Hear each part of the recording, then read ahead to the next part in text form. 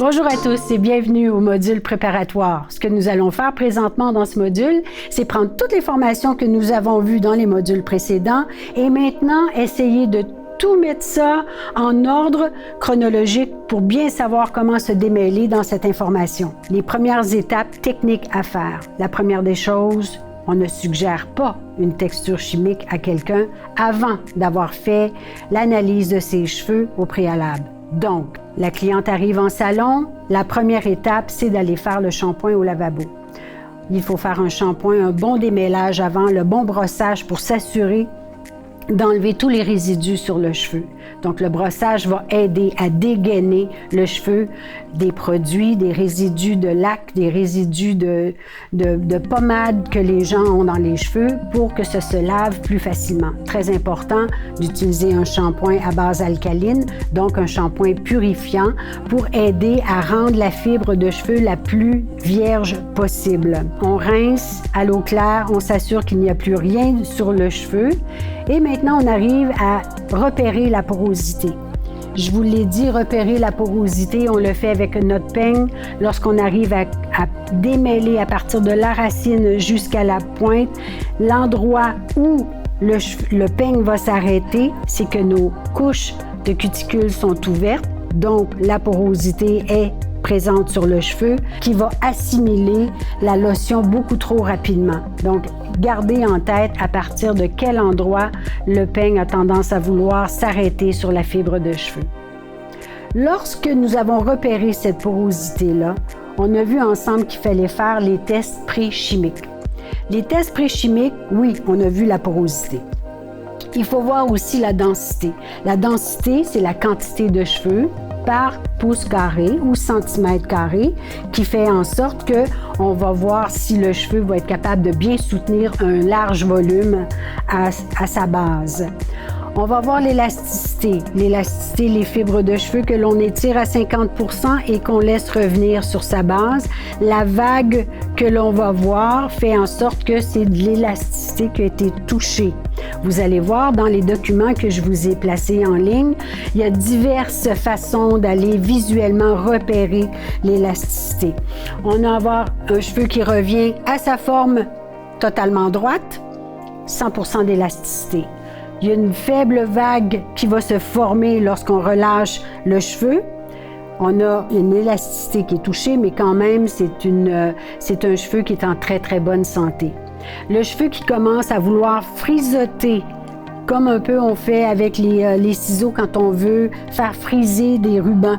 Donc, si vous voyez que vous avez une boucle très, très, très serrée, on est à la limite du 20% nécessaire en élasticité pour pouvoir faire un service chimique. Gardez bien en tête l'image que vous avez de votre élasticité parce qu'elle va vous aider à savoir, qu'est-ce qu'il faut couper et aussi quel type de boucle que nous pourrons garder. Après l'élasticité, on regarde pour la force physique. C'est le test où on prend 1 cm, on fait un ruban avec, on le laisse tourner à la fois où on arrive avec un cercle qui est parfait, sans tenir dans le fond ou au cuir chevelu, c'est le diamètre de l'outil à surface rigide sur lequel on va avoir une boucle fermée. Il y a beaucoup d'associations qui se font avec ces termes-là. Ça, c'est très important. J'aimerais reviser avec vous les associations. La porosité nous donne quoi comme information? La porosité, c'est la rapidité d'absorption. On a 5 à 15 couches de cuticules sur le cheveu. Ce cheveu-là fait en sorte qu'il va avoir une très grande résistance s'il contient toutes ses cuticules. Plus le cheveu est ouvert ou qu'il manque de cuticules dans ses longueurs, lorsqu'on va appliquer la lotion, ça va entrer à une très grande vitesse. Donc, ça va commencer à travailler à l'intérieur beaucoup plus rapidement que lorsque le cheveu a ses écailles de cheveux toutes fermées. Donc, très important, porosité égale rapidité d'absorption. Si on regarde la densité, la quantité de cheveux par pouce carré, c'est le développement du volume.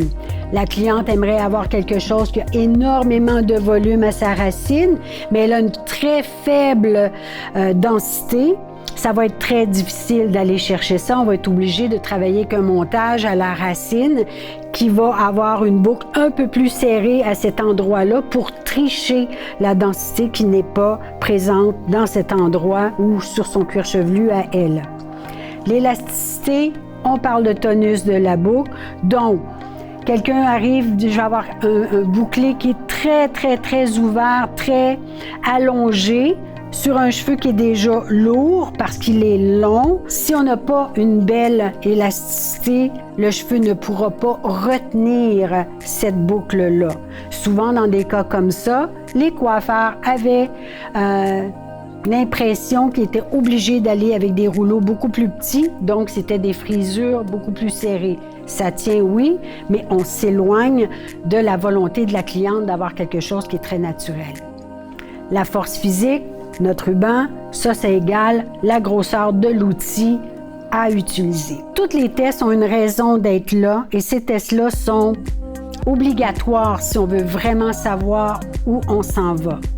Donc, si on regarde, je vais prendre un exemple ici. Cette cliente-là, elle a été travaillée avec un service chimique. On avait bien entendu, j'ai eu à regarder sa porosité. La porosité dans les endroits qui ont été décolorés au préalable était plus présente que dans les endroits qui étaient totalement naturels, bien sûr. Donc, après, on regarde la densité. On n'a pas une densité ici qui est très forte. Donc, automatiquement, le volume à la racine est un peu plus difficile. On est obligé d'aller chercher un mouvement lorsqu'on va aller asseoir notre outil de travail ou notre rouleau, aller vraiment l'asseoir complètement sur sa base pour forcer le volume à la racine. Donc, ça aussi, c'est une information qui est importante. On a regardé son élasticité, elle était quand même très belle partout. Donc, pas trop de problèmes de ce côté. Force physique, j'avais quand même une force physique qui était suffisamment grande pour utiliser des gros outils de travail. Donc,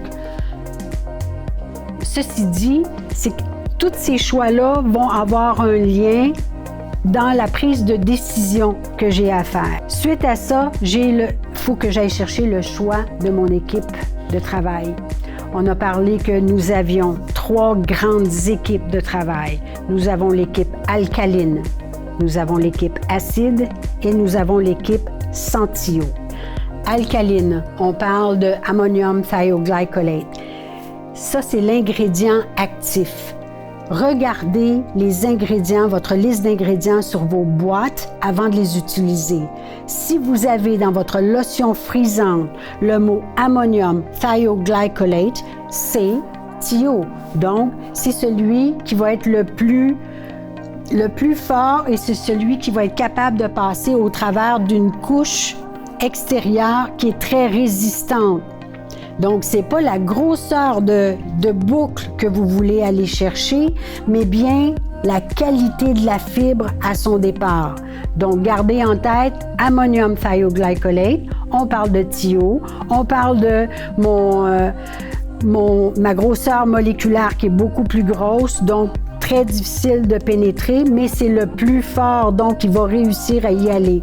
Si vos cuticules sont déjà ouvertes et que vous avez de la porosité sur votre cheveu et que par erreur vous utilisez TiO sur un cheveu qui est endommagé, vous allez encore l'endommager davantage. Vous n'arriverez pas à aller chercher le résultat escompté. Très important, lisez votre liste d'ingrédients. Ma deuxième équipe de travail, glycéryl monothioglycolate. C'est écrit comme ça ici, un beau glycéryl monothioglycolate. Mon petit mono qui est avec une grosseur moléculaire beaucoup plus petite et il travaille aussi beaucoup plus lentement. Le fait de pouvoir entrer doucement, aller faire le travail à l'intérieur, aller briser le 75 à 80% des ponts cystine qui ont besoin d'être brisés pour aller être reformés dans une nouvelle configuration. Autant TiO que Mono ont la même job à faire.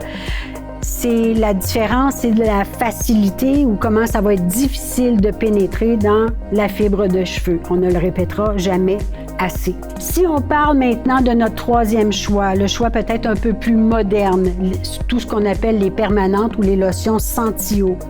Sentio, la base, c'est cystéamine. Donc, si cet ingrédient-là se retrouve dans votre liste d'ingrédients dans la lotion frisante, automatiquement, c'est une permanente qui est Sentio. Considérez que c'est la grosseur moléculaire la plus petite, c'est celle qui va travailler le plus rapidement, donc elle va aller briser les ponts, mais à une vitesse assez vertigineuse. Donc, dans votre temps de pause, il va falloir être très près de la cliente et de surveiller aux 2 minutes pour savoir si le résultat est arrivé. OK, ça, on va le voir dans le module suivant. Donc, on a vu qu'on avait nos 3 choix. Si j'ai à faire un choix sur une cliente qui est sur un cheveu qui va être coloré, mais sans plus, OK? Donc, coloré, sans plus, j'ai une porosité à peu près non existante, donc une porosité très normale. Sa densité, elle est très bonne. Elle avait quand même une très bonne élasticité avec seulement une petite vague dans son cheveu. Et sa force physique me donnait quand même un rouleau qui était quand même assez gros. Donc, je peux me permettre, dans le cas suivant ici, de dire, je pourrais travailler avec Tio, mais je peux aussi travailler avec Mono, dépendamment, encore une fois, vu que là, elle me donne les 2 opportunités, qu'est-ce que je veux aller chercher comme résultat? Donc, dans un cas comme celui-ci, facilement, on pourrait se tourner vers Tio, mais souvenez-vous que je vous ai dit que ça existait des permanentes alcalines qui avaient une source de chaleur ajoutée. Donc, notre source de chaleur ajoutée, quand notre lotion elle est ajoutée à la lotion frisante, ça devient une exothermie. Ce ne sera jamais une exothermie aussi élevée que dans le choix d'une acide, mais ça existe, donc ça pourrait être un choix vraiment intéressant dans un cas comme celui-ci d'aller chercher une exothermie parce que la chaleur va aider à faire entrer la lotion dans le cheveu, les molécules de lotion dans le cheveu, mais sans pour autant être obligé d'ouvrir très grand. Donc souvent l'alcalinité, elle est moins élevée, donc ça aide à garder notre fibre de cheveux intacte. Dans tout ça, il va tout avoir aussi l'histoire du pré-enroulage. Le pré-enroulage, on va le voir lorsqu'on va faire notre développement de la lotion du procédé en tant que tel, mais le pré-enroulage, dites-vous une chose, c'est que rarement il va être à utiliser partout, à moins que votre porosité soit égale du début à la fin de votre longueur. Souvent, c'est la longueur ou la partie de la longueur qui va avoir le plus d'écailles ouvertes où on va avoir besoin de surprotéger parce que le but de notre pré-enroulage est d'égaliser l'entrée de l'équipe ou de la lotion frisante à l'intérieur de cheveux. Beaucoup d'informations sur le développement et les étapes à suivre dans le module préparatoire. Je vous suggère de mettre cette information-là en pratique avant de passer à l'étape suivante.